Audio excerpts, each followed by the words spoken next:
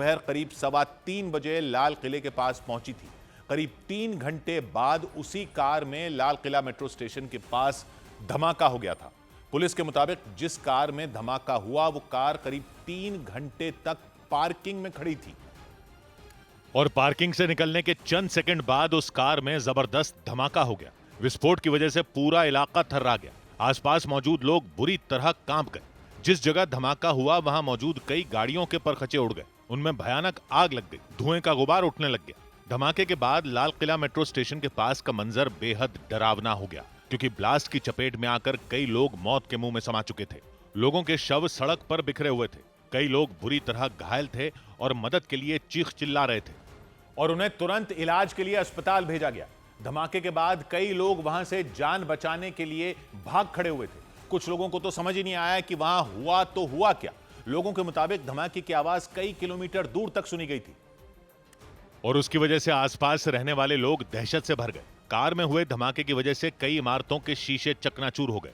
लोगों ने दावा किया कि धमाके के बाद ऐसा लगा जैसे कुछ देर तक धरती कांपती रही। धमाका लाल किला मेट्रो स्टेशन के गेट नंबर 1 के पास हुआ। ये जगह चांदनी चौक और लाल किले के नजदीक है। 15 अगस्त के दिन लाल किले पर जिस जगह प्रधानमंत्री झंडा फहराते हैं वहां से धमाके वाली जगह की दूरी महज 500 मीटर है। मतलब कार में धमाका लाल किले के गेट के पास हुआ था और शाम का वक्त होने की वजह से वहां लोगों की अच्छी खासी भीड़ थी। और तो और वहां रोजाना हजारों लोग घूमने फिरने पहुंचते हैं। पुलिस सूत्रों ने दावा किया कि जानबूझकर धमाके के लिए शाम का वक्त चुना गया था ताकि धमाके की वजह से वहां ज्यादा से ज्यादा नुकसान किया जा सके। हुआ भी बिल्कुल वैसा ही। शाम 6:52 पर वो car Lal Qila metro station के गेट के पास पहुंची और उसमें जोरदार धमाका हो गया। धमाके की वजह से पूरा इलाका कांप गया। धमाके के बाद वहां के लाजपत राय मार्केट में अफरा तफरी मच गई, क्योंकि जिस जगह धमाका हुआ उसके ठीक बगल में लाजपत राय मार्केट मौजूद है। इसीलिए धमाके के बाद वहां भगदड़ जैसे हालात बन गए। खरीदारी कर रहे लोग डर के मारे इधर उधर भागने लग गए थे। कुछ लोग दहशत के मारे जान बचाने के लिए दुकानों के अंदर घुस गए थे, क्योंकि धमाके की आवाज सुनकर लोगों को इस बात का अंदाजा हो गया था कि वहां कोई अनहोनी हुई है। हुआ भी बिल्कुल वैसा ही था। धमाका इतना जबरदस्त था कि उसकी चपेट में आने से कई लोग मौत के मुंह में समा गए थे। जांच में पता चला कि धमाका i20 कार में हुआ था और इसी वजह से दिल्ली पुलिस की टीम उस i20 कार की एक एक मूवमेंट खंगालने में जुट गई। मतलब वो कार दिल्ली में कैसे आई और किन किन जगहों से होते हुए वो लाल किले के पास पहुंची थी। पुलिस सूत्रों के मुताबिक जांच के दौरान पता चला कि वो कार सुबह 8:13 पर बदरपुर टोल प्लाजा से होते हुए दिल्ली में दाखिल हुई थी। इसके बाद वो कार ओखला इंडस्ट्रियल एरिया के पास एक पेट्रोल पंप पर दिखाई दी। उस वक्त सुबह के 8:20 हो रहे थे। पुलिस सूत्रों ने दावा किया कि वो कार दरियागंज, कश्मीरी गेट और सुनहरी मस्जिद के आसपास भी देखी गई थी और इसके बाद वो कार दोपहर करीब 3:15 बजे लाल किले के पास पहुंची थी। दिल्ली पुलिस सूत्रों ने दावा किया कि उस कार के पिछले हिस्से में विस्फोटक रखा हुआ था और कार में सिर्फ एक आदमी मौजूद था और सूत्रों ने दावा किया कि कार में बैठे उस आदमी ने पूरी प्लानिंग के तहत लाल किले के सामने कार में ब्लास्ट किया था। दिल्ली पुलिस के सूत्रों के मुताबिक वो i20 कार दोपहर 3:19 पर लाल किला परिसर के पास मौजूद पार्किंग में आई थी, लेकिन इसके बाद वो कार करीब 3 घंटे तक पार्किंग से बाहर नहीं निकली। ना ही वो कार बाहर निकली और ना ही कार चला रहा आदमी पार्किंग से बाहर निकला था।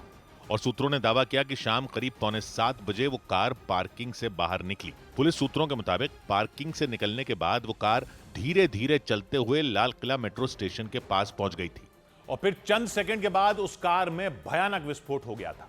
धमाके के बाद लाल किला मेट्रो स्टेशन के पास तबाही मच गई थी। जांच के दौरान पुलिस को ब्लास्ट से ठीक पहले का एक सीसीटीवी वीडियो भी मिला, जिसमें एक सफेद रंग की i20 कार पार्किंग से निकलती दिखाई दी।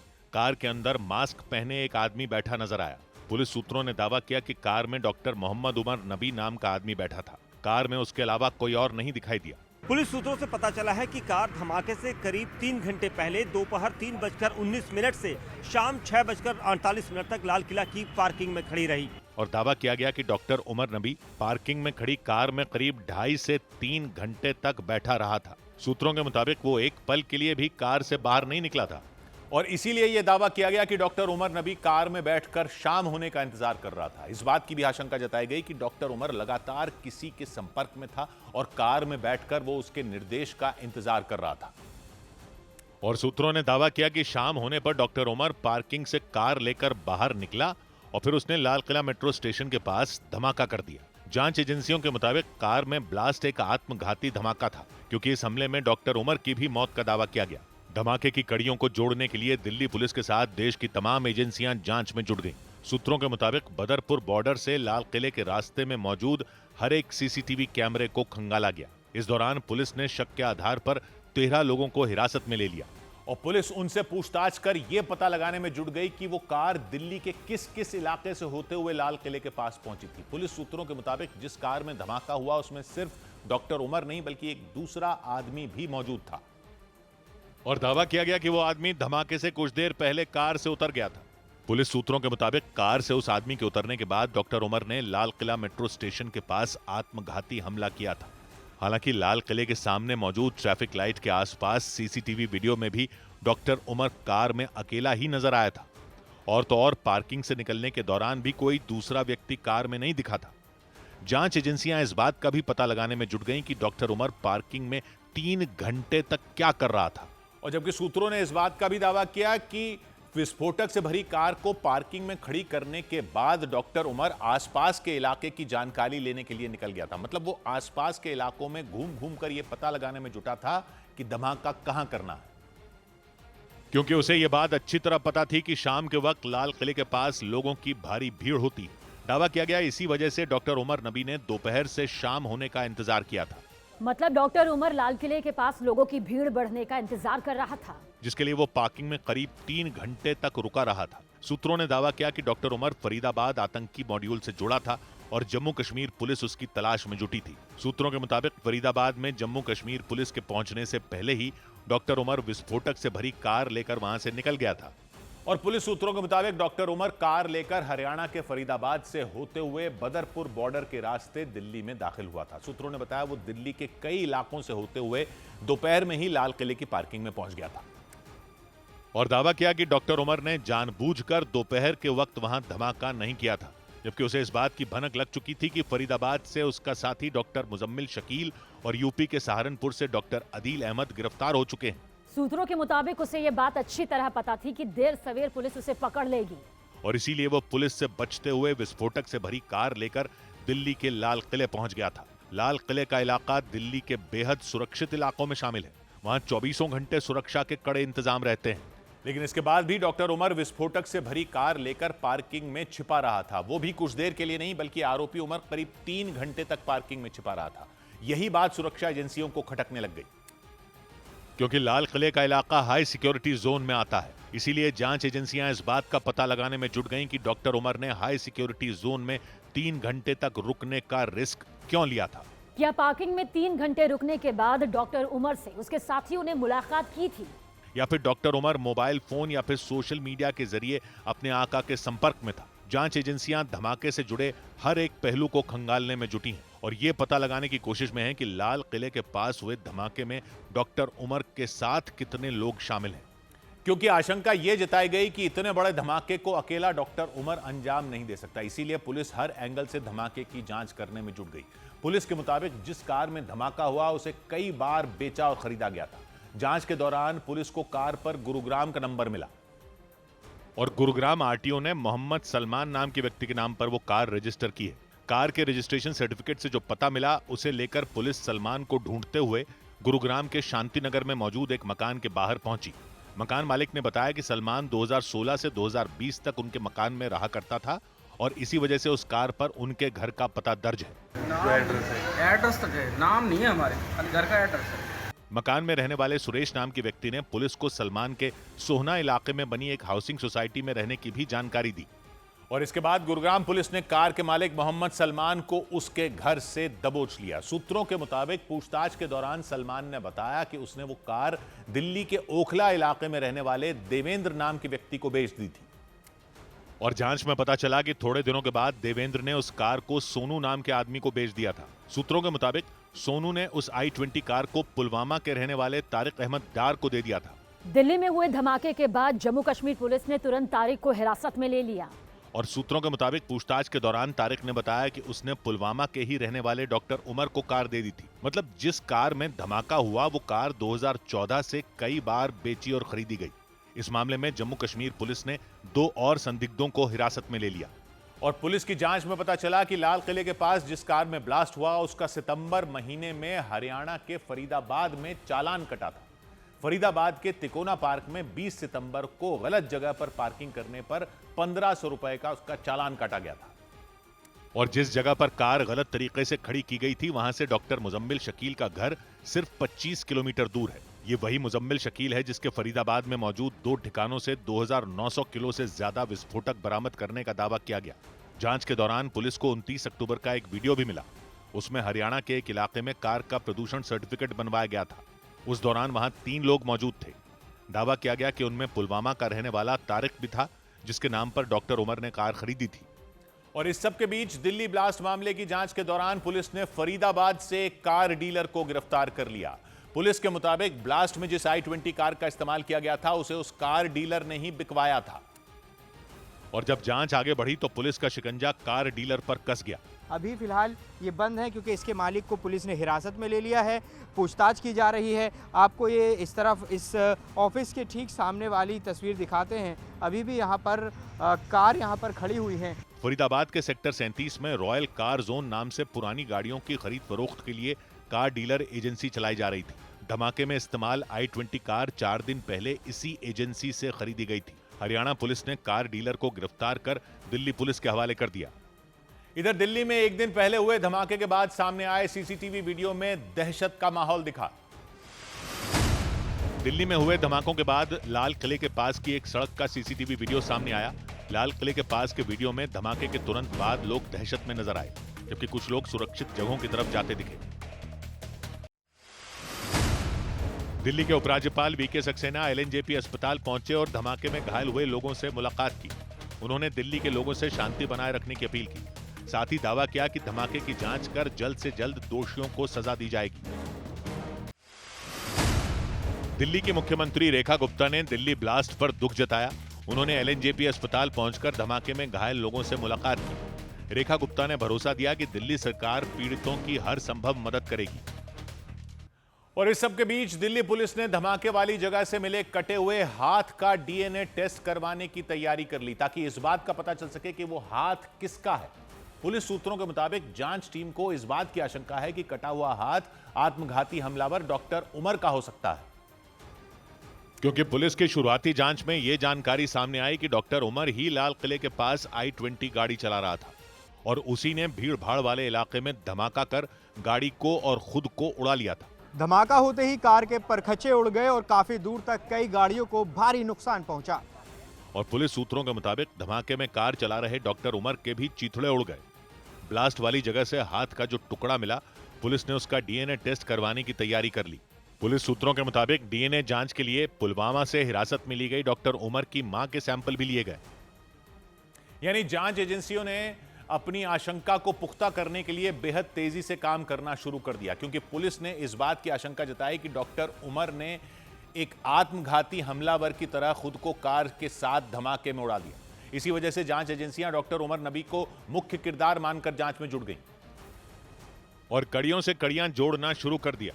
दिल्ली धमाका मामले की जांच में जुटी टीमों ने जम्मू कश्मीर से लेकर फरीदाबाद तक डॉक्टर उमर की पूरी कुंडली खंगालनी शुरू कर दी।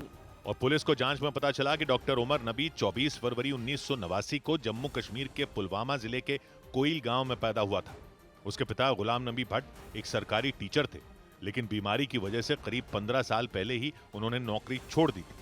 पुलिस के मुताबिक उमर के परिवार में मां के अलावा 2 भाई और एक बड़ी बहन मौजूद है।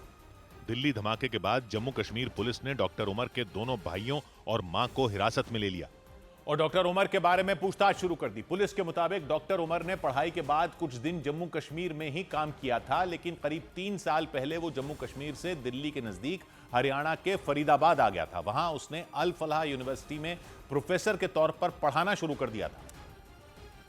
लेकिन पुलिस सूत्रों के मुताबिक डॉक्टरी की पढ़ाई कर रहे बच्चों को पढ़ाने की आड़ में डॉक्टर उमर एक आतंकी नेटवर्क तैयार करने में जुटा था। पुलिस के मुताबिक डॉक्टर उमर के परिवार के लोगों ने पूछताछ में बताया कि उमर ने श्रीनगर के जीएमसी यानी सरकारी मेडिकल कॉलेज से एमडी मेडिसिन की पढ़ाई पूरी की थी। पढ़ाई के बाद उसने अनंतनाग जिले में सीनियर रेजिडेंट डॉक्टर के तौर पर काम किया, लेकिन थोड़ी देर बाद वो दिल्ली चला गया था और हरियाणा के फरीदाबाद में अल फलाह यूनिवर्सिटी में पढ़ाने लगा था।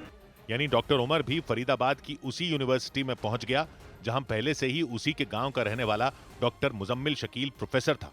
लेकिन पुलिस सूत्रों के मुताबिक डॉक्टर उमर का फरीदाबाद आना, अल फलाह यूनिवर्सिटी में प्रोफेसर बनकर पढ़ाना सब कुछ यूं ही नहीं हुआ था, बल्कि एक बड़ी साजिश का हिस्सा था। क्योंकि दिल्ली ब्लास्ट मामले में जिन आरोपियों के नाम सामने आए उनमें 3 तो फरीदाबाद की इसी यूनिवर्सिटी से जुड़े बताए गए। लेकिन पुलवामा में डॉक्टर उमर के घर वालों ने दिल्ली ब्लास्ट मामले में उसका नाम सामने आने के बाद हैरानी जताई। वो तो पहले से ऐसा बंदा था, खाली नमाज कुरान बस।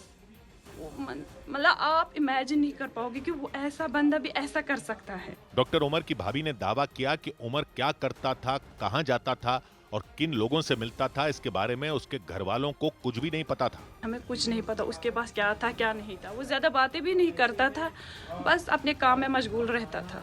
जम्मू कश्मीर पुलिस ने डॉक्टर उमर के बारे में पता लगाने के लिए श्रीनगर के जीएमसी मेडिकल कॉलेज और अनंतनाग के सरकारी अस्पताल में भी अलग अलग टीमें भेज दी।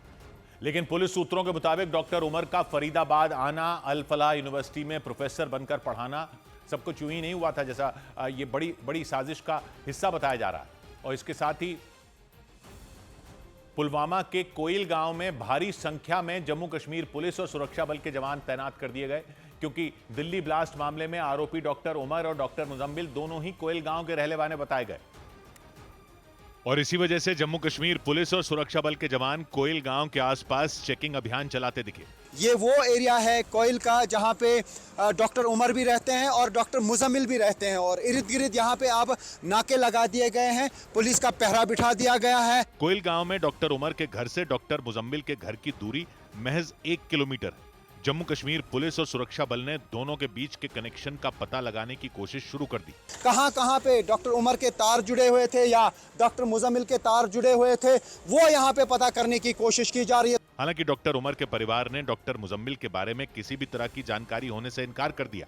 हालांकि जम्मू कश्मीर पुलिस और सुरक्षा बल की एक टीम ने डॉक्टर उमर नबी के परिवार पर शिकंजा कसना शुरू कर दिया। जम्मू कश्मीर पुलिस ने पुलवामा में डॉक्टर उमर के घर छापा मारा और उसके पिता को हिरासत में ले लिया और अपने साथ गाड़ी में बैठाकर थाने ले गए। दोपहर के वक्त हथियारों से लैस जम्मू कश्मीर पुलिस के करीब 10 जवान पुलवामा के कोयल गांव पहुंचे। उन्होंने डॉक्टर उमर के घर से कुछ दूरी पर ही गाड़ियां रोक दी। कुछ जवान गाड़ी से उतरकर सीधे डॉक्टर उमर के घर पहुंच गए। थोड़ी पूछताछ के बाद पुलिस वालों ने डॉक्टर उमर के पिता गुलाम नबी भट्ट को हिरासत में ले लिया। पुलिस वालों ने गुलाम नबी भट्ट के चेहरे को कपड़े से ढक दिया। इसके बाद वो उन्हें अपने साथ लेकर जाते दिखे। घर से कुछ कदम दूर मेन रोड पर खड़ी पुलिस की गाड़ी में गुलाम नबी भट्ट को बैठाया गया और वहां से थाने ले जाया गया। डॉक्टर उमर की मां और भाइयों को पुलिस ने पहले ही गिरफ्तार कर लिया था। मतलब डॉक्टर उमर के बारे में जानकारी जुटाने के लिए पुलिस ने उसके परिवार से पूछताछ शुरू कर दी। जांच एजेंसियां यह पता लगाने में जुट गईं कि दिल्ली एनसीआर में आतंकियों का नेटवर्क तैयार करने में डॉक्टर उमर और डॉक्टर मुजम्मिल की भूमिका क्या थी, क्योंकि डॉक्टर उमर और डॉक्टर मुजम्मिल न सिर्फ एक ही गांव के रहने वाले थे, बल्कि फरीदाबाद की एक ही यूनिवर्सिटी में प्रोफेसर के तौर पर पढ़ाते थे। पुलिस सूत्रों के मुताबिक दोनों एक दूसरे के संपर्क में थे और दिल्ली एनसीआर में आतंक का बड़ा नेटवर्क तैयार करने की कोशिश में जुटे थे। और दिल्ली के नजदीक फरीदाबाद की अल फलाह यूनिवर्सिटी को उन्होंने अपने कमांड सेंटर के तौर पर चुना था और वहीं रहकर बड़ी साजिश रच रहे थे, क्योंकि दिल्ली में धमाके से कुछ ही घंटे पहले फरीदाबाद से विस्फोटकों की भारी खेप बरामद की गई थी। और जांच में पता चला कि दिल्ली को दहलाने के लिए विस्फोटक की खेप अल फलाह यूनिवर्सिटी के प्रोफेसर डॉक्टर मुजम्मिल शकील ने जमा कर रखी थी। और पुलिस सूत्रों के मुताबिक इस काम में उसका साथ दिया था उसकी गर्लफ्रेंड बताई जा रही डॉक्टर शाहीना ने। और पुलिस के मुताबिक डॉक्टर शाहीना भी फरीदाबाद की अल फलाह यूनिवर्सिटी में पढ़ाती थी। मतलब फरीदाबाद की अल फलाह यूनिवर्सिटी में पढ़ाने वाले डॉक्टर मुजम्मिल शकील, डॉक्टर शाहीना और डॉक्टर उमर नबी ने मिलकर बड़े हमले की प्लानिंग की थी। लेकिन उनकी साजिश का पर्दाफाश हो गया और फरीदाबाद में डॉक्टर मुजम्मिल शकील के ठिकाने से विस्फोटकों का जखीरा बरामद कर लिया गया। हालांकि इस बरामदगी के कुछ ही घंटे बाद दिल्ली में भयानक धमाका हो गया और ब्लास्ट की जांच के दौरान अल फलाह यूनिवर्सिटी में ही पढ़ाने वाले डॉक्टर उमर का नाम सामने आया।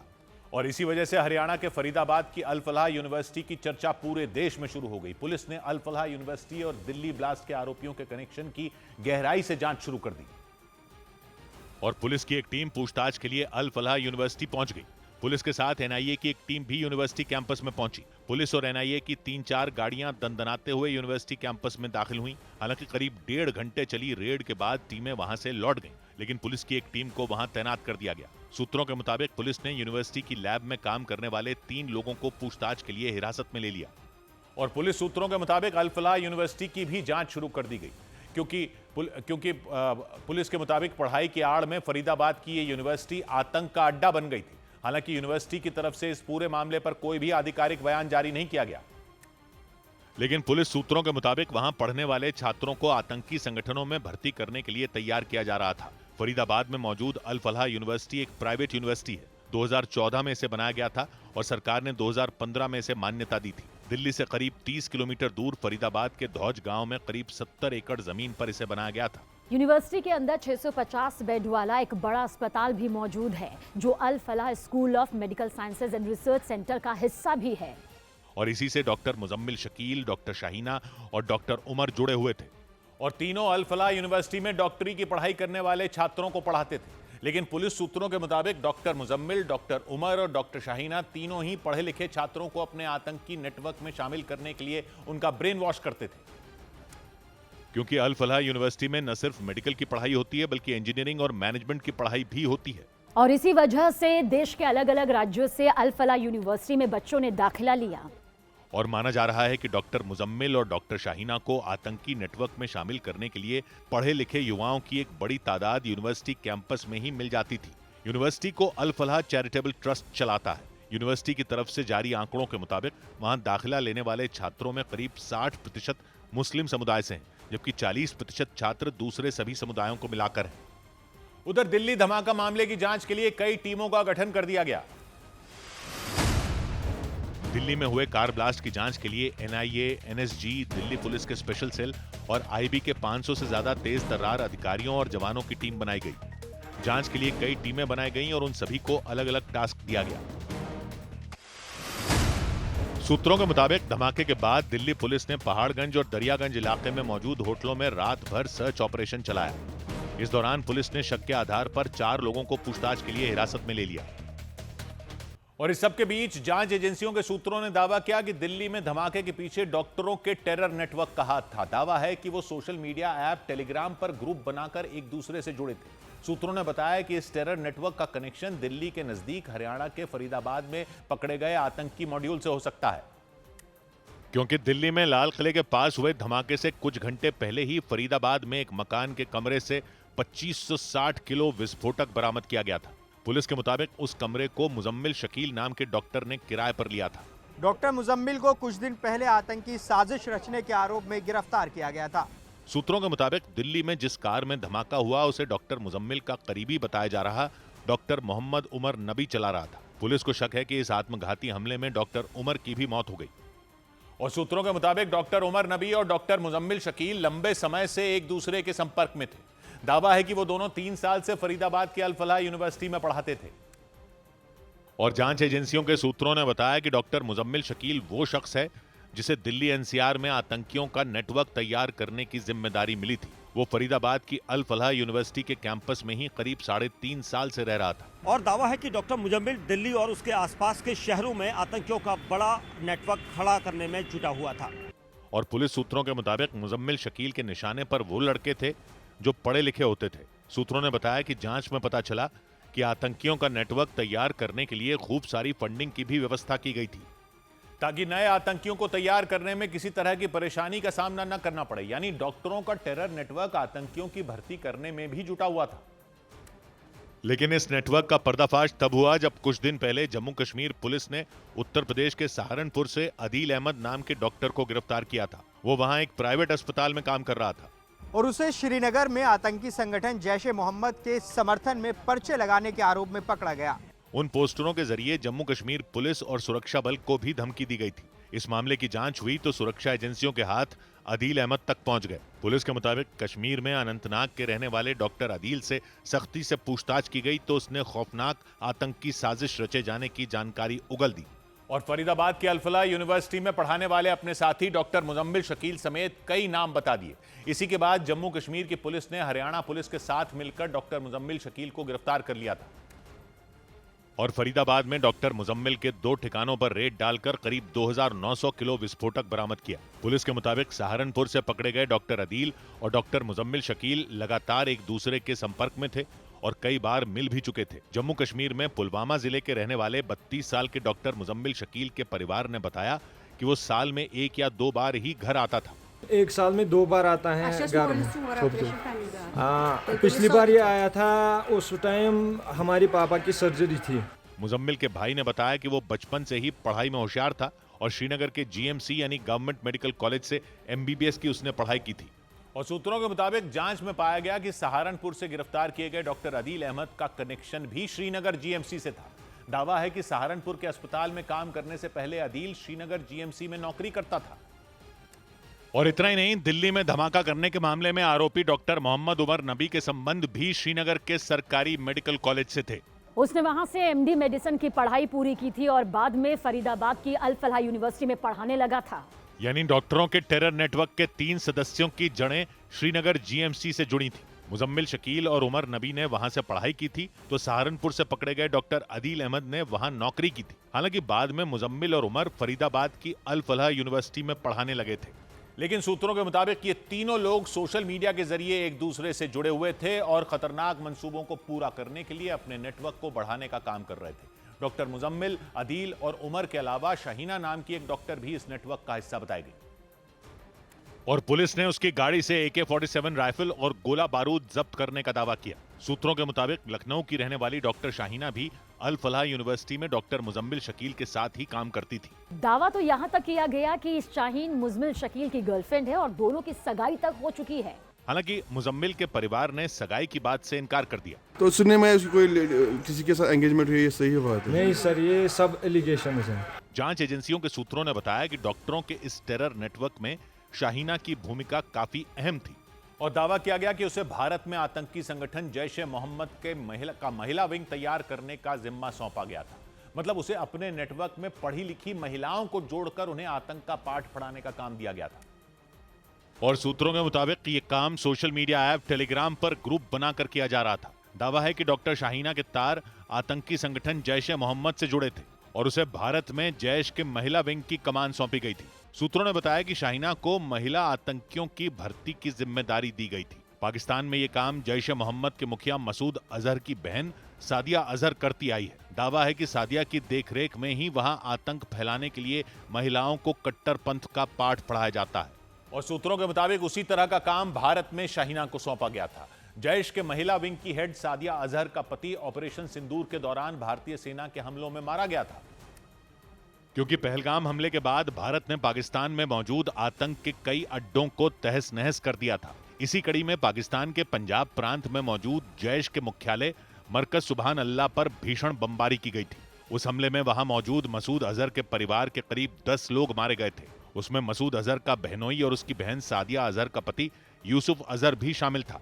यानी भारतीय सेना ने ऑपरेशन सिंदूर के दौरान जैश के महिला विंग की चीफ सादिया अजहर को सबसे तगड़ी चोट दे दी थी। इसी बीच भारत में जैश के महिला विंग की सरगना बताई जा रही डॉक्टर शाहीना पर पुलिस का शिकंजा कस उठा। लेकिन सूत्रों ने बताया कि दिल्ली ब्लास्ट में डॉक्टरों के जिस टेरर नेटवर्क का हाथ होने का शक है, उसमें कई और डॉक्टर शामिल हो सकते हैं। इसीलिए जांच एजेंसियों ने उनकी तलाश भी तेज कर दी। और इसी कड़ी में जम्मू कश्मीर के पुलवामा में एक और जगह छापेमारी की गई। पुलिस ने वहां सज्जाद अहमद नाम के डॉक्टर को हिरासत में ले लिया। बताया गया कि 2 रोज पहले ही उनकी शादी हुई थी। पुलिस ने उन्हें डिटेन किया है और अभी ये नेटवर्क कितना बड़ा है उस बारे में अभी पूछताछ की जा रही है। लेकिन मामला बहुत ज़्यादा गहरा रहा है, ख़ास तौर से जो डॉक्टर्स की इन्वॉल्वमेंट बताई जा रही है। जांच एजेंसियों के सूत्रों के मुताबिक डॉक्टर सज्जाद दिल्ली में धमाका करने के आरोपी उमर नबी के दोस्त हैं और वो भी फरीदाबाद की अल फलाह यूनिवर्सिटी में काम करते हैं। पुलवामा में उन दोनों के घर महज 5 किलोमीटर के फासले पर हैं। और इसीलिए शक के आधार पर डॉक्टर सज्जाद अहमद को भी पकड़ लिया गया। उनके अलावा लखनऊ में परवेज अंसारी नाम के डॉक्टर की भी तलाश तेज कर दी गई। वो लखनऊ से ही गिरफ्तार की गई डॉक्टर शाहीना का भाई बताया गया। और आशंका जताई गई कि डॉक्टरों के टेरर नेटवर्क में परवेज अंसारी भी शामिल हो सकता है। पुलिस की एक टीम ने लखनऊ के मणियाहू इलाके में मौजूद डॉक्टर परवेज अंसारी के घर पर छापा मारा। वो घर पर तो नहीं मिला, लेकिन वहां से कई अहम दस्तावेज मिलने का दावा किया गया। फरीदाबाद मॉड्यूल से जोड़कर इसको देखा जा रहा है, क्योंकि जिस तरीके से डॉक्टर शाहीना अब जो थी वो लखनऊ की उनसे काफ़ी नज़दीकी हैं। इसके अलावा एक और आरोपी जो कि फरीदाबाद मॉड्यूल में है उसके भी काफ़ी नज़दीकी बताए जा रहे हैं। यानी जांच एजेंसियों को शक है कि डॉक्टर शाहीना का भाई परवेज अंसारी भी आतंकी साजिश का हिस्सा हो सकता है। और यही वजह रही कि उसकी धरपकड़ के लिए पुलिस की कई टीमों को लगा दिया गया। सूत्रों के मुताबिक डॉक्टरों के इस टेरर नेटवर्क को जम्मू कश्मीर के इरफान नाम के एक मौलवी से आदेश मिल रहे थे। यानी मौलवी इरफान ही वो मास्टरमाइंड था जिसने देश के अलग अलग हिस्सों को दहलाने की साजिश रची थी। जम्मू कश्मीर पुलिस उसे भी गिरफ्तार कर चुकी है। जांच एजेंसियों के सूत्रों के मुताबिक मौलवी बनने से पहले इरफान श्रीनगर के जीएमसी यानी गवर्नमेंट मेडिकल कॉलेज के अस्पताल में पैरामेडिकल के पद पर तैनात था। मतलब वो डॉक्टरों और नर्सों की मदद करता था, और वो भी उस कॉलेज के अस्पताल में जहां से मुजम्मिल शकील और उमर नबी ने पढ़ाई की थी। सूत्रों ने दावा किया कि पैरामेडिक के पद पर रहते हुए इरफान जीएमसी के छात्रों और स्टाफ में कट्टरपंथ के बीज बोने का काम करता था। और जम्मू कश्मीर पुलिस के सूत्रों का दावा यह है कि आतंकी साजिश की परतें खुलनी ही तब शुरू हुई जब मास्टरमाइंड माना जा रहा मौलवी इरफान पुलिस के हत्थे चढ़ा। जम्मू कश्मीर पुलिस और सेना पर हमले की धमकी देने वाले पोस्टरों की जांच करते हुए पुलिस इरफान तक पहुंची थी। और तब जाकर पता चला कि इरफान महज मौलवी नहीं बल्कि आतंक की एक पूरी यूनिवर्सिटी चला रहा था। सुरक्षा एजेंसियों के सूत्रों का दावा है कि इरफान आतंकी संगठनों को अलग अलग कामों के लिए हथियार मुहैया कराया करता था। यही नहीं, इरफान पर जम्मू कश्मीर के युवाओं को आतंकी ट्रेनिंग देने के लिए पाकिस्तान भेजने के भी आरोप हैं। और बताया जा रहा है कि पाकिस्तान और अफगानिस्तान में बैठे कई आतंकी संगठनों के साथ वो लगातार संपर्क में था। और सूत्रों का दावा है कि इरफान से पूछताछ शुरू होते ही आतंक की सबसे बड़ी साजिश से पर्दा उठना शुरू हो गया था। एक के बाद एक नए किरदार जुड़ते चले गए और आतंक की पहेली सुलझती चली गई। और सबसे पहले मौलवी इरफान के जरिए जांच एजेंसियां सहारनपुर में डॉक्टर अदील तक पहुंची। डॉक्टर अदील से कुछ हथियार मिले और डॉक्टर मुजम्मिल की जानकारी मिली। डॉक्टर मुजम्मिल शकील को ढूंढने के लिए पुलिस फरीदाबाद तक पहुंच गई। वहां हथियार और विस्फोटक तो मिले ही, डॉक्टर मुजम्मिल की गर्लफ्रेंड कही जा रही डॉक्टर शाहीना शाहिद की जानकारी भी मिली। इस दौरान सुरक्षा एजेंसियों को सैकड़ों किलो विस्फोटक और कई हथियार बरामद हो चुके थे। यह भी साफ हो चुका था कि देश को दहलाने की बड़ी साजिश रची जा रही थी। लेकिन तीनों डॉक्टरों यानी शाहीना, मुजम्मिल और अदील से जब एक साथ पूछताछ हुई तो जांच एजेंसियों को डॉक्टर उमर नबी की जानकारी मिल गई। सूत्रों के मुताबिक डॉक्टर उमर नबी को भी अपने साथियों के पकड़े जाने की खबर लग चुकी थी, क्योंकि दावा है कि लाल किले के पास आत्मघाती धमाका करने वाला डॉक्टर उमर नबी डॉक्टर मुजम्मिल का पुराना साथी था। जम्मू कश्मीर के अनंतनाग में गवर्नमेंट मेडिकल कॉलेज में मुजम्मिल और उमर एक साथ नौकरी करते थे। फिर कश्मीर से नौकरी छोड़कर दोनों एक साथ अल फलाह यूनिवर्सिटी पहुंच गए थे। और सुरक्षा एजेंसियों के सूत्रों का दावा यह है कि अपने आतंकी इरादों को अंजाम तक पहुंचाने में भी मुजम्मिल और उमर एक साथ ही लगे हुए थे। इसीलिए साथियों की गिरफ्तारी के बाद उमर समझ चुका था कि सुरक्षा एजेंसियां किसी भी पल उस तक पहुंच जाएंगी। और माना जा रहा है कि इसीलिए दिल्ली में धमाके का प्लान डॉक्टर उमर नबी ने हड़बड़ी में बनाया। अचानक बनाए गए इस प्लान के तहत वो दिल्ली को दहलाने के लिए गाड़ी में विस्फोटक लेकर फरीदाबाद से रवाना हो गया और दिल्ली में लाल किले के पास पहुंचकर धमाके को अंजाम दिया। इस आत्मघाती धमाके में कई लोगों की जान चली गई, लेकिन माना जा रहा है कि सुरक्षा एजेंसियों ने आतंकियों के एक बहुत बड़े प्लान को नाकाम भी कर दिया। सूत्रों का दावा है कि आतंकियों की योजना सिर्फ दिल्ली नहीं बल्कि देश के कई शहरों में एक साथ धमाके करने की थी, लेकिन डॉक्टरों की टेरर कंपनी को दबोचकर एजेंसियों ने उनके प्लान को नाकाम कर दिया। सूत्रों के मुताबिक उमर ने जिस कार का इस्तेमाल किया उस कार की जांच करते हुए ही एजेंसियां पुलवामा में मौजूद डॉक्टर सज्जाद अहमद तक भी पहुंच गईं। हालांकि सूत्रों ने दावा किया कि आतंकियों के इस पूरे टेरर प्लान की कहानी एक पोस्टर से शुरू हुई थी। उत्तर प्रदेश के सहारनपुर से गिरफ्तार हुआ डॉक्टर अदील अहमद सुरक्षा एजेंसियों की नजर में पहली बार तब आया था जब वो श्रीनगर में आतंकी संगठन जैश-ए-मोहम्मद के समर्थन में पोस्टर लगाते हुए दिखा था। और उसके बाद ही सुरक्षा एजेंसियों ने डॉक्टर अदील अहमद पर निगरानी बढ़ा दी थी। टेरर प्लान की पूरी कहानी इसी पोस्टर से शुरू हुई थी। श्रीनगर में आतंकी संगठन जैश-ए-मोहम्मद के समर्थन में कुछ रोज पहले कई पोस्टर लगाए गए थे और उन पोस्टरों के जरिए जम्मू कश्मीर पुलिस और सुरक्षा बलों को धमकी भी दी गई थी। और जब पुलिस ने वहां के सीसीटीवी कैमरों की फुटेज खंगाली तो पता चला कि ये पोस्टर उत्तर प्रदेश के सहारनपुर में काम करने वाले डॉक्टर अदील अहमद ने भी लगाए थे। बाद में उसके मोबाइल फोन को सर्वेलेंस पर डाल दिया गया था और इसके बाद जैश-ए-मोहम्मद के समर्थन में पोस्टर लगाने के आरोप में उसे उत्तर प्रदेश के सहारनपुर से गिरफ्तार कर लिया गया था। जम्मू कश्मीर के अनंतनाग का रहने वाला डॉक्टर अदील अहमद सहारनपुर में फेमस हॉस्पिटल नाम के अस्पताल में काम करता था, लेकिन सूत्रों के मुताबिक उसे अपनी गिरफ्तारी की भनक लग चुकी थी। जम्मू कश्मीर की पुलिस जब सहारनपुर के फेमस हॉस्पिटल में छापेमारी करने पहुंची थी तब वहां डॉक्टर अदील अहमद नहीं मिला था। वो अचानक बिना बताए अस्पताल से गायब हो गया था।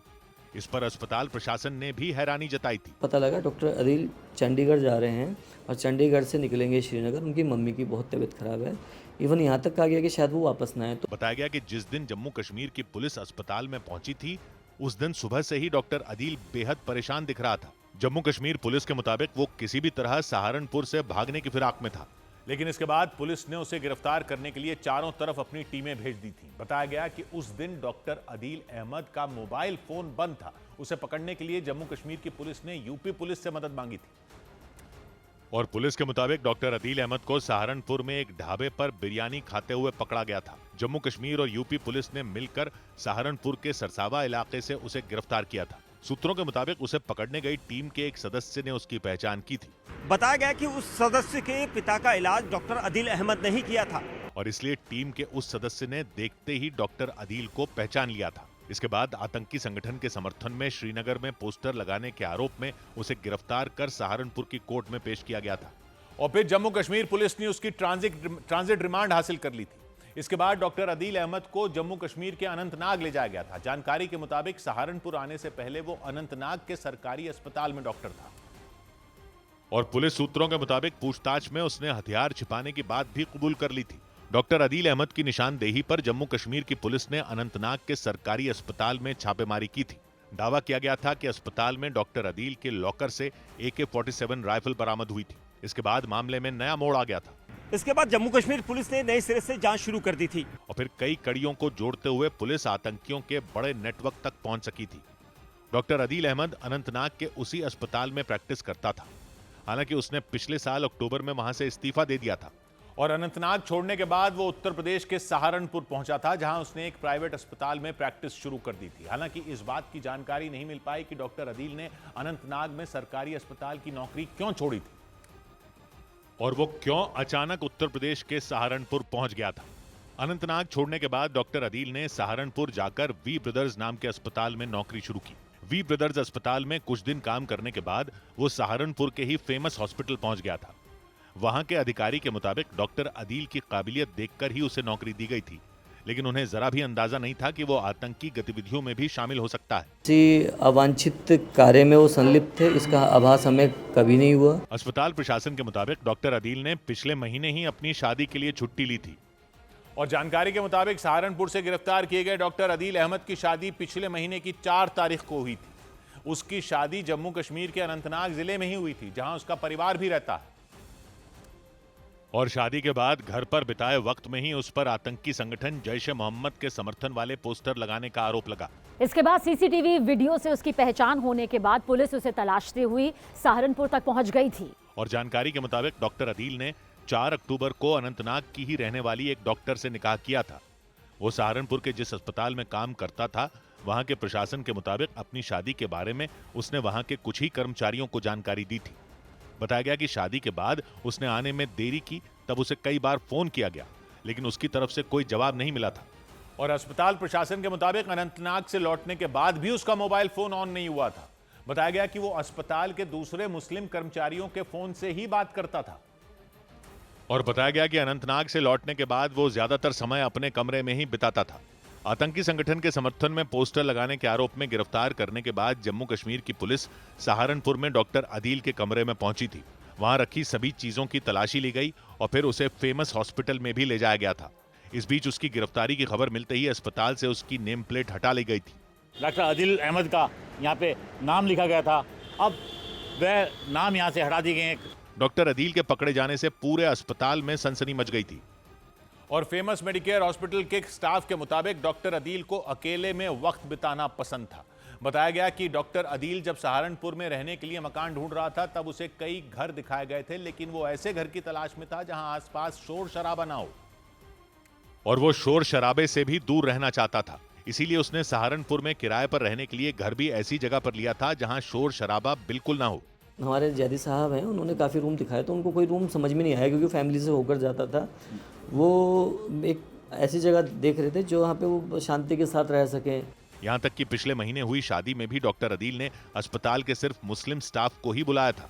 शादी कहाँ है, किससे है, किस जगह पर है, मेरे साथ कोई कम्युनिकेशन डॉक्टर अदील का नहीं हुआ। सहारनपुर के फेमस अस्पताल के एमडी डॉक्टर मनोज मिश्रा के मुताबिक उन्हें इस बात का अंदाजा भी नहीं था कि अदील किसी आतंकी संगठन से जुड़ा हो सकता है। लेकिन डॉक्टर अदील अहमद की गिरफ्तारी के बाद सहारनपुर के फेमस मेडिकेयर के वो कर्मचारी भी मुसीबत में पड़ गए जो उसकी शादी में जम्मू कश्मीर गए थे, क्योंकि माना जा रहा है कि डॉक्टर अदील की गिरफ्तारी के बाद उनसे भी पूछताछ की जाएगी। और इसीलिए सहारनपुर के फेमस हॉस्पिटल ने उन सभी कर्मचारियों को छुट्टी पर भेज दिया जो डॉक्टर अदील की शादी में शामिल होने गए थे।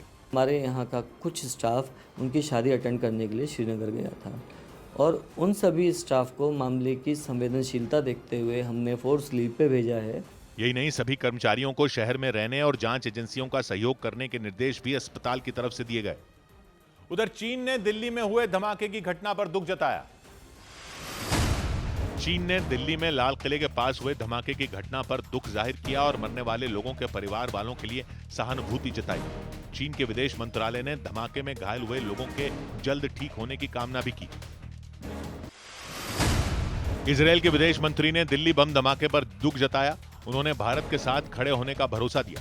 इजरायल के विदेश मंत्री ने ब्लास्ट में जान गंवाने वाले और घायलों के प्रति संवेदना प्रकट की। मलेशिया के प्रधानमंत्री अनवर इब्राहिम ने दिल्ली में हुए कार धमाके की कड़ी निंदा की। उन्होंने सोशल मीडिया पर एक पोस्ट कर धमाके में मारे गए लोगों को श्रद्धांजलि दी। इधर हरियाणा पुलिस ने फरीदाबाद से गिरफ्तार किए गए संदिग्ध आतंकी मुजम्मिल शकील पर शिकंजा कस दिया। मुजम्मिल शकील के 2 ठिकानों से बड़े पैमाने पर विस्फोटक बरामद किया गया था।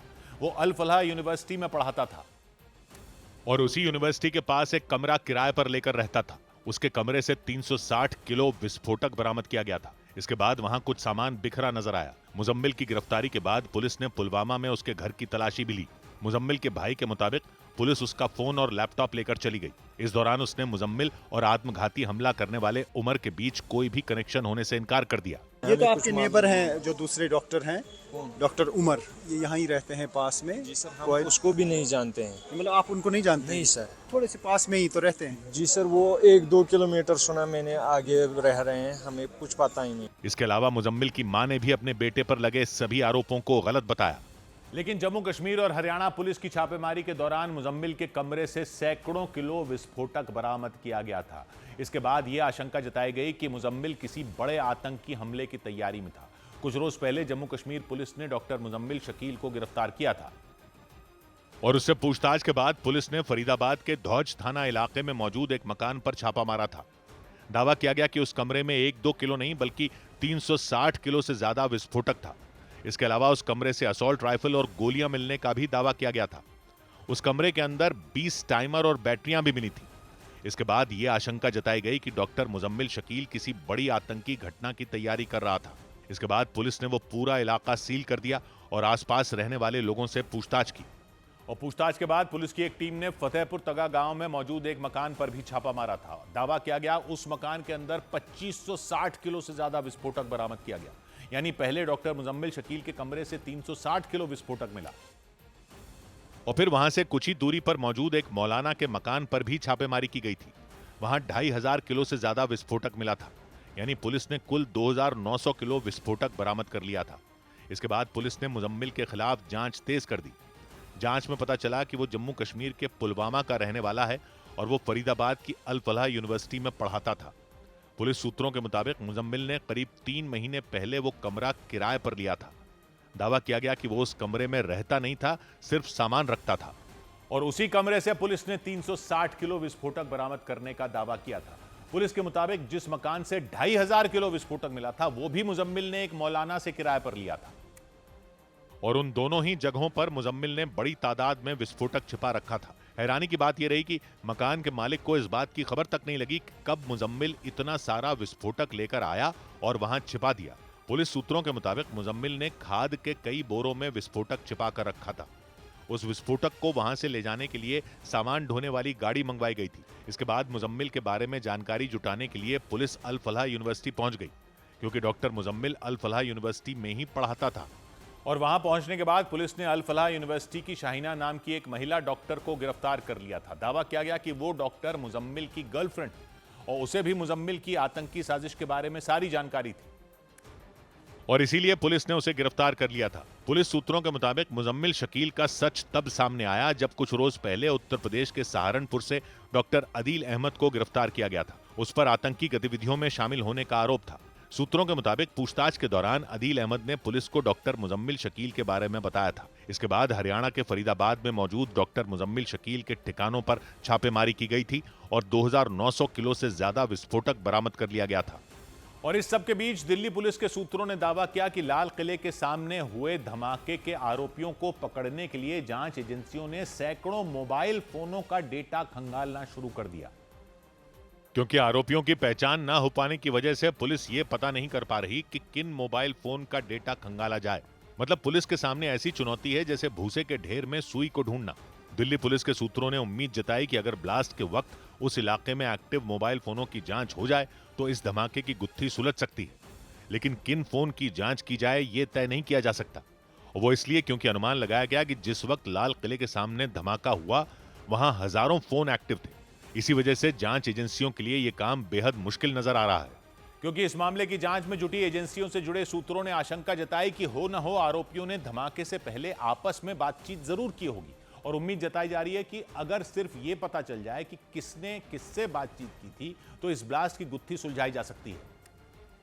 और इसी वजह से जांच एजेंसियों ने धमाके के वक्त वहां इस्तेमाल किए जा रहे सैकड़ों मोबाइल फोन की जांच करने का फैसला लिया।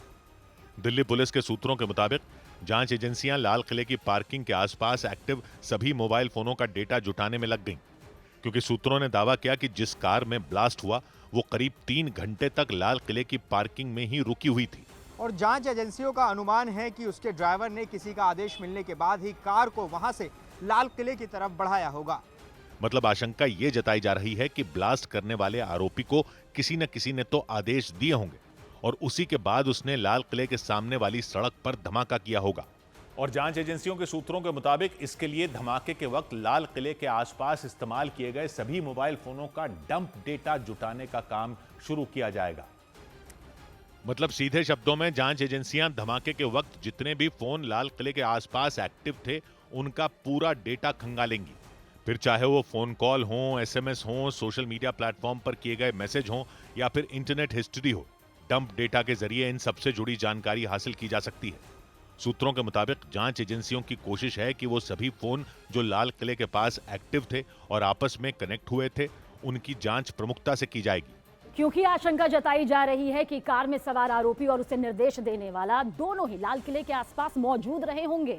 और इसी कनेक्शन को ढूंढने के लिए लाल किले के पास मौजूद सभी फोन का डंप डेटा जुटाया जाएगा। मतलब जांच एजेंसियां उन सभी मोबाइल का डेटा जुटाएंगी जो धमाके के वक्त लाल किले के आसपास चल रहे थे। लेकिन यह काम बेहद मुश्किल माना गया क्योंकि लाल किले के आसपास अक्सर भीड़ जुटी रहती है। मतलब वहां सैकड़ों मोबाइल फोन तो रहे ही होंगे। और डंप डेटा जुटाने का काम भी बेहद चुनौती भरा होता है। इसके लिए एक तो जांच एजेंसियों की परमिशन चाहिए होती है और दूसरा इस काम में अच्छा खासा वक्त भी लगता है। डंप डेटा जुटाने के लिए उस इलाके के मोबाइल टावरों के जरिए इलाके को चिन्हित किया जाता है। इसके बाद वहां एक्टिव मोबाइल फोनों की कॉल हिस्ट्री, मैसेज और सोशल मीडिया समेत इंटरनेट के इस्तेमाल की जानकारी जुटाई जाती है। और इस डेटा के समंदर के बीच जांच एजेंसियां पहले संदिग्धों को चुनती हैं और फिर उनके मोबाइल का डेटा खंगाला जाता है। और इतनी जटिल प्रक्रिया होने की वजह से इस जांच में कई महीने भी लग सकते हैं। और जांच एजेंसियों के सूत्रों ने दावा किया कि दिल्ली के नजदीक हरियाणा के फरीदाबाद में भी इसी तरह का डंप डेटा जुटाया जाएगा। फरीदाबाद में अलग अलग जगहों से करीब 3000 किलो विस्फोटक मिल चुका है। और आशंका जताई जा रही है कि फरीदाबाद से मिले विस्फोटक का कनेक्शन लाल किले के सामने हुए ब्लास्ट से हो सकता है। एक दिन पहले सुबह के वक्त दिल्ली के नजदीक हरियाणा के फरीदाबाद से भारी मात्रा में विस्फोटक मिला था और फिर शाम होते होते दिल्ली के लाल किले के गेट के पास धमाके की खबर ने सबको खौफ से भर दिया था। और सूत्रों के मुताबिक इसी वजह से खुफिया एजेंसियों ने फरीदाबाद से डंप डेटा जुटाने का फैसला लिया। और उम्मीद जताई जा रही है कि ब्लास्ट में मारे गए डॉक्टर उमर और फरीदाबाद से गिरफ्तार डॉक्टर मुजम्मिल के मददगारों को ढूंढने में डंप डेटा मददगार साबित हो सकता है। दिल्ली ब्लास्ट मामले की जांच कर रही दिल्ली पुलिस ने गुजरात एटीएस से भी संपर्क किया। सूत्रों के मुताबिक गुजरात के अहमदाबाद से पकड़े गए डॉक्टर मोयुद्दीन अहमद नाम के संदिग्ध आतंकी से दिल्ली पुलिस पूछताछ कर सकती है, ताकि हरियाणा के फरीदाबाद और उत्तर प्रदेश के सहारनपुर से गिरफ्तार हुए डॉक्टरों से उसके कनेक्शन की जांच हो सके। सूत्रों के मुताबिक दिल्ली पुलिस ये पता लगाने में जुट गई कि आतंक के इस नेटवर्क के तार कहीं डॉक्टर मोयुद्दीन अहमद से तो नहीं जुड़े थे। गुजरात एटीएस ने डॉक्टर मोयुद्दीन समेत 3 संदिग्ध आतंकियों को गिरफ्तार कर आतंकी संगठन आईएसआईएस के केमिकल अटैक की साजिश का पर्दाफाश करने का दावा किया था। बताया गया कि ये तीनों आतंकी मिलकर ऐसा खतरनाक केमिकल वेपन तैयार करने में जुटे थे जो हजारों लोगों की जान ले सकता था। लेकिन इससे पहले कि ये संदिग्ध आतंकी देश में तबाही मचा पाते, गुजरात एटीएस ने उन्हें गिरफ्तार कर लिया था।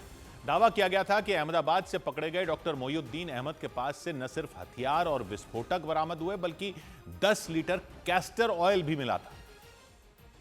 और गुजरात एटीएस ने दावा किया था कि इसी कैस्टर ऑयल यानी अरंडी के तेल से वो लोग ऐसा जहर बनाने वाले थे जो बेहद खतरनाक साबित हो सकता था। उसके पास में एक बैग मिला जिसके अंदर एक बॉक्स में अच्छे से रैप किए हुए एक डब्बे के अंदर 3 वेपन मिल गए। बताया गया कि गुजरात एटीएस ने खुफिया जानकारी मिलने पर हैदराबाद के रहने वाले डॉक्टर मोयुद्दीन अहमद नाम के संदिग्ध को अहमदाबाद में एक टोल प्लाजा से गिरफ्तार किया था, तो बाकी 2 संदिग्ध आतंकी बनासकांठा से पकड़े गए थे। जानकारी के मुताबिक वो दोनों उत्तर प्रदेश के रहने वाले हैं। और गुजरात एटीएस की जांच में यह पता चला था कि डॉक्टर मोयुद्दीन अहमद ने चीन से एमबीबीएस की पढ़ाई की थी। खुफिया सूत्रों के मुताबिक वो पाकिस्तान में बैठे कई लोगों के संपर्क में था और पकड़े गए 2 आतंकी खतरनाक जहर बनाने में उसकी मदद कर रहे थे। और दावा किया गया कि डॉक्टर मोयुद्दीन अहमद के पास से जो कैस्टर ऑयल यानी अरंडी का तेल बरामद किया गया था उसका इस्तेमाल खतरनाक केमिकल बनाने के लिए होना था।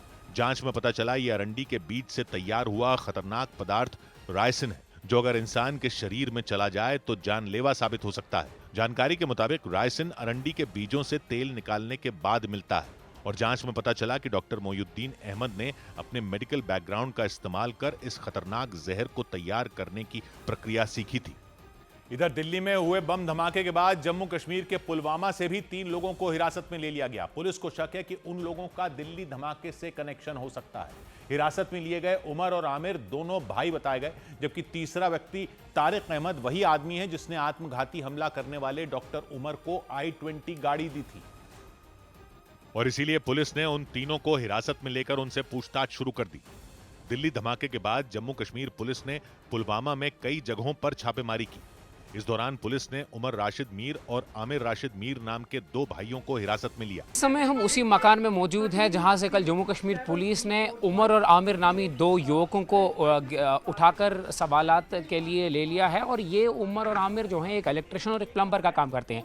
दिल्ली में हुए बम धमाके के बाद आमिर राशिद मीर की तस्वीर सामने आई थी और इसके बाद पुलिस ने आमिर राशिद मीर की तलाश तेज कर दी। दावा किया गया कि आमिर तारिक अहमद डार नाम के व्यक्ति का सिम कार्ड इस्तेमाल कर रहा था और इसीलिए वो शक के घेरे में आ गया, क्योंकि तारिक अहमद डार वही व्यक्ति है जिसने आत्मघाती हमला करने वाले डॉक्टर उमर को i-20 गाड़ी दी थी। तारिक अहमद डार पुलवामा का रहने वाला है और पेशे से ड्राइवर है। तारिक के पिता रिटायर्ड पटवारी हैं। लाल किले के सामने जिस गाड़ी में धमाका हुआ उस गाड़ी का 29 अक्टूबर को पोल्यूशन सर्टिफिकेट लिया गया था। उस वक्त उस गाड़ी में 3 लोग मौजूद थे। दावा किया गया कि उनमें लंबी दाढ़ी वाला शख्स तारिक अहमद डार ही था। उसने ही दिल्ली में हुए हमले से पहले ये गाड़ी डॉक्टर उमर को दे दी थी। इधर दिल्ली में हुए धमाके में उत्तर प्रदेश के अमरोहा के रहने वाले 2 दोस्तों की भी जान चली गई। बताया गया लोकेश अग्रवाल नाम के एक व्यक्ति अपने दोस्त अशोक कुमार के साथ लाल किले के आगे से गुजर रहे थे। इसी दौरान वो दोनों इस ब्लास्ट की चपेट में आ गए और उनकी मौत के बाद उनके परिवार वालों ने प्रदर्शन शुरू कर दिया। मैं सरकार से निवेदन करना चाहता हूं कि इस परिवार को 1 करोड़ रुपए की आर्थिक मदद होनी चाहिए। इसने दिल्ली में शहादत दी है, शहादत। अशोक कुमार के शव को उनके परिवार के लोगों ने सड़क पर रख दिया और उन्होंने मुआवजे की मांग की। वहां भारी तादाद में गांव के लोग भी इकट्ठा हो गए और उन्होंने उनके परिवार का समर्थन किया। अमरोहा के हसनपुर थाना इलाके के रहने वाले अशोक कुमार दिल्ली में डीटीसी यानी दिल्ली ट्रांसपोर्ट कॉर्पोरेशन की बस में कंडक्टर थे। दिल्ली धमाके में हुई उनकी मौत के बाद इलाके के लोगों ने सरकार से उन्हें शहीद का दर्जा देने की मांग की और इसके साथ ही उनके परिवार के एक सदस्य को सरकारी नौकरी दिए जाने की भी उन्होंने मांग उठाई। अमरोहा में प्रदर्शन के दौरान पीड़ित परिवार को आर्थिक मदद दिए जाने की भी मांग की गई और अपनी मांगों को लेकर अशोक कुमार के परिवार के लोग धरने पर बैठ गए। इस दौरान उन्होंने अमरोहा में हसनपुर अलीगढ़ मार्ग को जैम कर दिया। 1 करोड़ ही दिल्ली सरकार को देना चाहिए, उसके बाद भी जो चाहे हमारी उत्तर प्रदेश सरकार भी दे। प्रदर्शन के दौरान सड़क से जाम खुलवाने के लिए कई पुलिस कर्मी वहां पहुंच गए, लेकिन उनके सामने अशोक कुमार के परिवार के साथ इलाके के लोग डटे रहे। सरकारी मदद मिलनी चाहिए। और ये क्या नाम है, रोडवेज में नौकरी करता था, इसके परिवार को डीटीसी तो वहां से होगा। उन लोगों के मुताबिक अशोक कुमार की मौत के बाद प्रशासन का कोई भी अधिकारी उनके परिवार से मुलाकात करने के लिए नहीं पहुंचा और इसको लेकर उन्होंने नाराजगी जाहिर की। और इस धमाके में अशोक के साथ उनके दोस्त लोकेश अग्रवाल को भी अपनी जान गंवानी पड़ी। लोकेश अग्रवाल भी अमरोहा के रहने वाले थे। वो अपने बीमार रिश्तेदार से मिलने के लिए दिल्ली आए थे और अशोक के साथ एक मोटरसाइकिल पर जा रहे थे। लेकिन लाल किला मेट्रो स्टेशन के आगे से गुजरने के दौरान भीषण धमाका हो गया और उन दोनों दोस्तों की जान चली गई। उनकी मौत की खबर मिलते ही उन दोनों के परिवारों पर दुख का पहाड़ टूट पड़ा।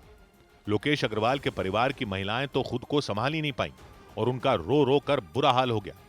आसपास के लोग उनके घर पहुंचे और वो उन्हें संभालते दिखे।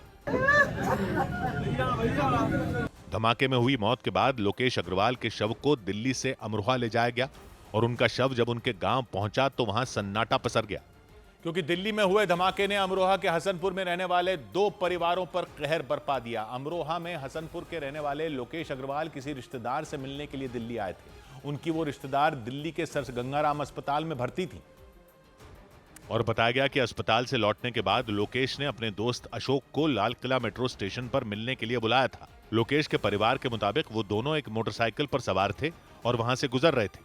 इसी दौरान ब्लास्ट हो गया और उन दोनों दोस्तों की जान चली गई। बताया गया कि लोकेश अग्रवाल और अशोक कुमार बचपन के दोस्त थे। उनकी सास एडमिट थी दिल्ली में हॉस्पिटल में, तो उनको देखने गए थे। तो वहीं से उन्होंने शायद उन्हें छोड़ने आए होंगे बाइक से अपनी, तो वहीं पे ब्लास्ट हो गया। लोकेश हसनपुर के रहरा अड्डा इलाके में रहते थे और खाद का कारोबार करते थे। वहीं हसनपुर के मंगरौला इलाके के रहने वाले उनके दोस्त अशोक डीटीसी की बस में कंडक्टर थे। इधर दिल्ली में हुए धमाके के पीछे आतंकी संगठन जैश का हाथ माना जा रहा है। फॉरेंसिक विभाग के सूत्रों ने आशंका जताई कि दिल्ली में जो धमाका हुआ वो खतरनाक केमिकल की वजह से हुआ। शुरुआती जांच के बाद यह दावा किया गया कि दिल्ली में हुए ब्लास्ट में बारूद या डेटोनेटर का इस्तेमाल नहीं किया गया, क्योंकि धमाके के बाद एफएसएल यानी फोरेंसिक लैब की टीम ने जो सबूत इकट्ठा किए उसके बाद यह दावा किया गया कि यह बारूद से किया गया धमाका नहीं था। ये जानकारी फोरेंसिक विभाग से जुड़े सूत्रों ने दी। उनके मुताबिक टीम ने जो सबूत घटना वाली जगह से इकट्ठा किए उनमें न तो नुकीली कीलें मिली, न ही बारूद जैसे कोई अवशेष। मतलब ये धमाका इससे पहले हुए धमाकों से अलग था। इसी वजह से यह आशंका जताई गई कि दिल्ली के लाल किले के सामने धमाका करने के लिए केमिकल का इस्तेमाल किया गया होगा, क्योंकि एक दिन पहले दिल्ली के नजदीक फरीदाबाद से भारी मात्रा में विस्फोटक भी बरामद हुआ था और दावा किया गया कि वो अमोनियम नाइट्रेट नाम का केमिकल था। फरीदाबाद से इसकी बड़ी खेप पकड़ी गई थी। आमतौर पर यह केमिकल खेतों में डाली जाने वाली खाद में या फिर फैक्ट्रियों में इस्तेमाल किया जाता है। लेकिन जानकारों का दावा है कि यही अमोनियम नाइट्रेट एक खतरनाक विस्फोटक के तौर पर भी इस्तेमाल किया जा सकता है। अमोनियम नाइट्रेट खेतों में डाली जाने वाली खाद और खदानों में धमाकों के लिए इस्तेमाल किया जाता है, इसलिए ये बेहद आसानी से मिल जाता है। और आशंका जताई जा रही है कि इसी अमोनियम नाइट्रेट के जरिए दिल्ली में धमाका किया गया, क्योंकि ये आसानी से तो मिल ही जाता है, साथ ही इसे लाने ले जाने में कोई दिक्कत भी नहीं होती। दिखने में ये एक सफेद रंग के पाउडर जैसा होता है जिसे देखकर कोई ये अंदाजा भी नहीं लगा सकता ये कोई ऐसा केमिकल हो सकता है जिससे बड़ा धमाका किया जा सके। लेकिन जब इसी अमोनियम नाइट्रेट में फ्यूल ऑयल मिला दिया जाए तो यह बेहद घातक विस्फोटक में बदल सकता है। दोनों के मिलने के बाद ये ANFO कहलाता है, जिसे दुनिया के कई देशों में आतंक की खतरनाक विस्फोटक के तौर पर पहले भी इस्तेमाल कर चुके हैं। और आशंका जताई जा रही है कि दिल्ली के लाल किले के सामने हुए कार ब्लास्ट में भी इसी ANFO का इस्तेमाल हुआ। ANFO में AN यानी अमोनियम नाइट्रेट और FO मतलब फ्यूल ऑयल। जानकारों के मुताबिक अमोनियम नाइट्रेट को इसी फ्यूल ऑयल में डुबोया जाता है। हालांकि ये आसानी से आग नहीं पकड़ता, लेकिन अगर किसी विस्फोटक के जरिए इसमें धमाका किया जाए तो ये बेहद खतरनाक रूप ले सकता है और फिर ये जबरदस्त धमाका कर सकता है। माना जा रहा है कि इसी केमिकल का इस्तेमाल दिल्ली के लाल किले के सामने हुए धमाके में भी हुआ। 100 बात की एक बात यह कि दिल्ली में हुए धमाके से पहले फरीदाबाद से अमोनियम नाइट्रेट की बरामदगी ने इस केमिकल की तरफ सबका ध्यान खींचा। तो यह समझने की जरूरत है कि अमोनियम नाइट्रेट होता क्या है। क्या यह बम होता है या विस्फोटक होता है? और अगर यह विस्फोटक होता है तो इतनी बड़ी मात्रा में कैसे इसको स्टॉक करके रखा गया था? तो यह जो केमिकल है अमोनियम नाइट्रेट, यह असल में एक तरह का नमक होता है। केमिकली यह सॉल्ट है। नमक की तरह ही इसके सफेद क्रिस्टल होते हैं। इसका केमिकल फॉर्मूला होता है NH4NO3। लेकिन उसकी केमिकल डिटेल में न जाते हुए यह जानना जरूरी है कि इसका इस्तेमाल मुख्य तौर पर तो एक खाद के रूप में होता है। यह प्राकृतिक नहीं होता, मतलब इसको लैब में बनाया जाता है, प्रयोगशाला में बनाया जाता है। अमोनिया और नाइट्रिक एसिड के रिएक्शन से अमोनियम नाइट्रेट तैयार किया जाता है और नाइट्रेट वाले ज्यादातर केमिकल दुनिया भर में खाद के रूप में इस्तेमाल होते हैं, क्योंकि इनसे फसल को नाइट्रोजन मिलती है, नाइट्रोजन से पैदावार ज्यादा होती है, इसलिए नाइट्रेट वाली खाद कई फसलों में इस्तेमाल होती है। और अमोनियम नाइट्रेट क्योंकि एक तरह का नमक होता है, तो यह पानी में आसानी से घुल जाता है, यानी इसका घोल बनाकर फसल में आसानी से इसको डाला जा सकता है। लेकिन इसकी एक और खासियत यह होती है कि इससे नाइट्रोजन के साथ साथ ऑक्सीजन भी निकलती है, और ऑक्सीजन निकलने का मतलब है कि इसमें विस्फोट हो सकता है, क्योंकि किसी भी पदार्थ को फटने के लिए या उसमें विस्फोट के साथ आग लगने के लिए, आग के लिए भी ऑक्सीजन चाहिए होती है। ऑक्सीजन इससे भरपूर मात्रा में निकलती है, लेकिन यह खुद विस्फोट नहीं कर सकता, मतलब यह अपने आप नहीं फटता। इसको विस्फोटक बनाने के लिए या तो इसमें किसी विस्फोटक से विस्फोट करना पड़ता है या इसमें कोई विस्फोटक मिलाना पड़ता है। लेकिन एक बार विस्फोट हो जाए उसके बाद यह उसको विकराल कर देता है। जब तक इसमें विस्फोटक ना मिलाया जाए यह एक नमक की तरह आता है, शांत रहता है, इसलिए इसको आसानी से स्टोर किया जा सकता है। यानी अगर किसी विस्फोटक से या आग से इसको बचा कर रखा जाए तो इसमें अपने आप आग लगना बहुत ही मुश्किल है, लेकिन इसमें डीजल या पेट्रोल या केरोसिन मिलाकर विस्फोटक बनाया जा सकता है, और जिसको कहते हैं ANFO, यानी ammonium nitrate fuel oil. ANFO, ammonium nitrate fuel oil. Fuel oil में मतलब डीजल, पेट्रोल, केरोसिन, किसी भी तरह का फ्यूल ऑयल। यह विस्फोटक खदानों में विस्फोट करके खुदाई करने के काम में इस्तेमाल किया जाता है।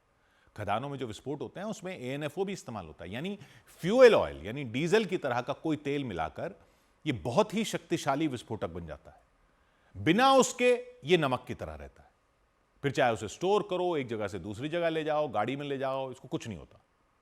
तो चक्कर यह है कि क्योंकि यह एक खाद की तरह इस्तेमाल होता है इसलिए इस पर कोई बैन भी नहीं है, लेकिन क्योंकि इससे विस्फोटक बनाया जा सकता है इसलिए इसको बनाने, इसकी खरीद फरोख्त पर काफी सख्त नियम लागू हैं।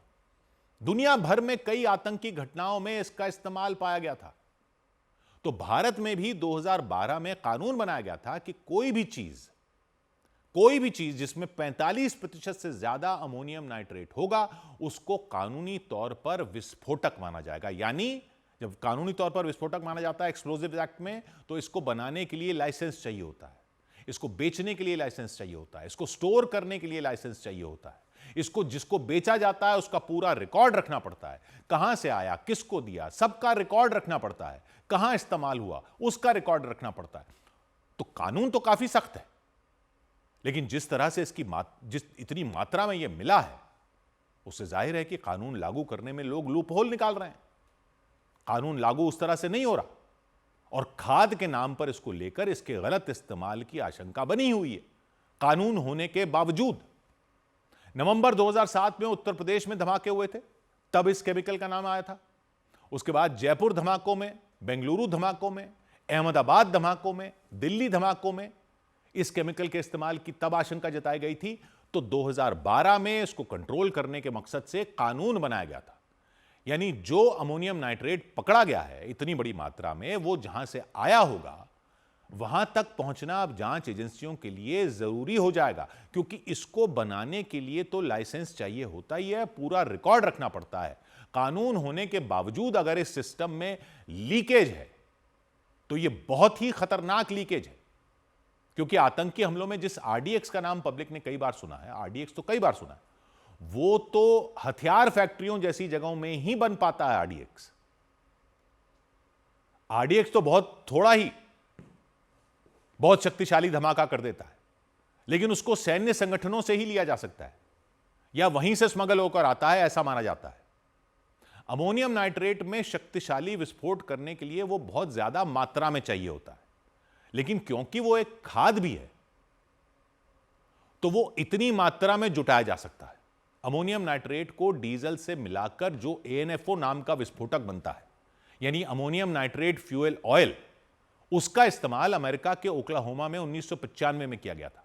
एक ट्रक में करीब 2500 किलो ANFO रखकर एक पूरी सरकारी बिल्डिंग को उड़ा दिया था आतंकियों ने। 168 लोग मारे गए थे। बिल्डिंग तो उड़ाई दी गई थी, आसपास की 300 इमारतें हिल गई थी। 300। अमेरिका में ही 1970 में विस्कॉन्सिन की यूनिवर्सिटी में वियतनाम जंग के विरोध में एक वैन में 1000 किलो ANFO से एक विस्फोट किया गया था। कहते हैं वैन के टुकड़े बिल्डिंग की 8वीं मंजिल तक उड़कर चले गए थे। यहां भारत में 2012 में पुणे में जंगली महाराज रोड पर कई छोटे विस्फोट हुए थे, उनमें भी ANFO पाया गया था। उससे पहले मुंबई में ऑपरा हाउस, जावेरी बाजार, दादर में धमाकों में 26 लोगों की जान गई थी, उसमें भी ANFO इस्तेमाल होने की आशंका जताई गई थी। ये तो ANFO के धमाके थे, यानी जिनमें अमोनियम नाइट्रेट में डीजल या कोई और ईंधन मिलाकर ammonium nitrate fuel oil ANFO बनाया गया था। लेकिन 2020 में बेरूत में क्या हुआ था कि बंदरगाह पर एक गोदाम में 2750 टन अमोनियम नाइट्रेट रखा हुआ था, खाद के लिए इस्तेमाल करने के लिए।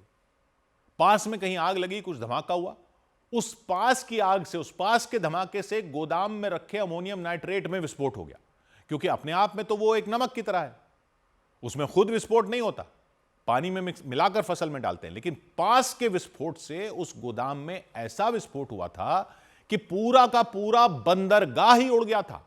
7 किलोमीटर दूर तक इमारतें हिल गई थीं, 218 लोगों की जान चली गई थी, 7000 लोग घायल हो गए थे।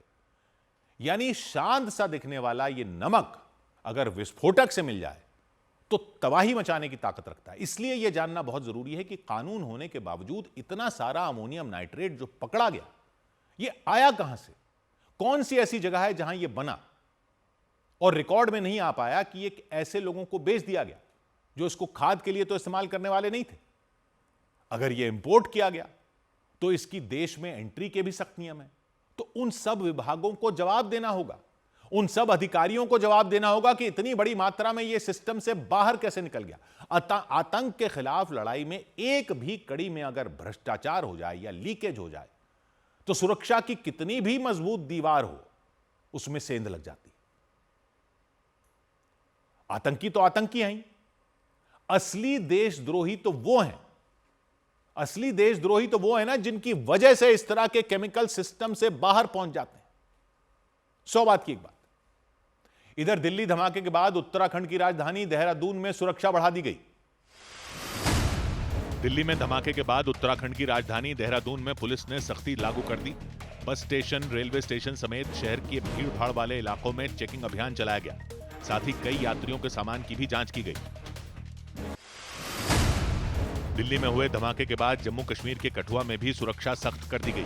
वहां चप्पे चप्पे पर सुरक्षा बल के जवानों की तैनाती की गई और जवान एक एक गाड़ी को रोककर तलाशी लेते नजर आए।